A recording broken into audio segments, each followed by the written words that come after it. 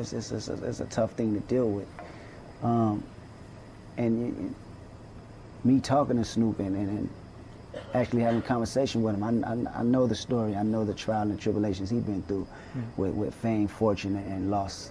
It's the negative too. It's the evils too. And we all have temptations. Right. You know, me, I'm just fortunate enough to translate them temptations through record. Right. Putting these records out is a gift for me because I'm not only a voice for myself, but I'm a voice for people who can't express themselves like that. Right. And Lucy is one of my favorite records because it's me actually coming to realization of the evils rather than acting like it's not going around. I gotta present them. But it reminded me a little bit of Snoop. Yeah. And Murder Was the Case. Mm-hmm.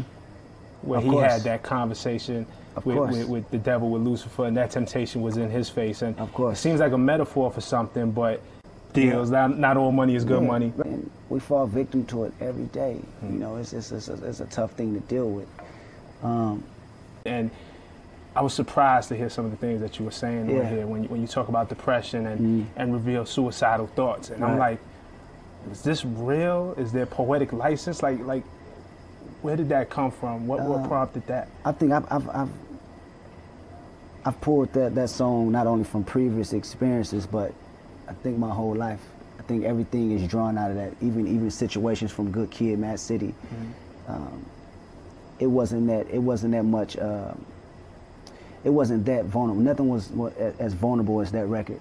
So it's even pulling from those experiences of coming up in Compton. It's pulling with the experience of going through change and accepting change. That's the hardest thing for man, accepting change. And when I was on that tour bus and things is happening back home in my city or in my family that I can't do nothing about, it's out of my control. 3 of my homeboys that summertime, was murdered. Right. You know, close ones too, not just somebody that I hear about. These are people I grew up with.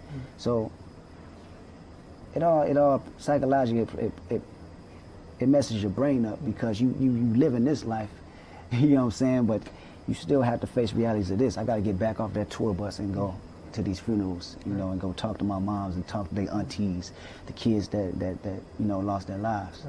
And your sister, you talked about your sister being pregnant and not being able to lead her maybe on a path that was more responsible. Even that, you know, from my sister to my little cousins and to other siblings around me that's coming up. How can I be a voice for all these people around the world and can't reach them like I want to? Right. And they're the closest to me.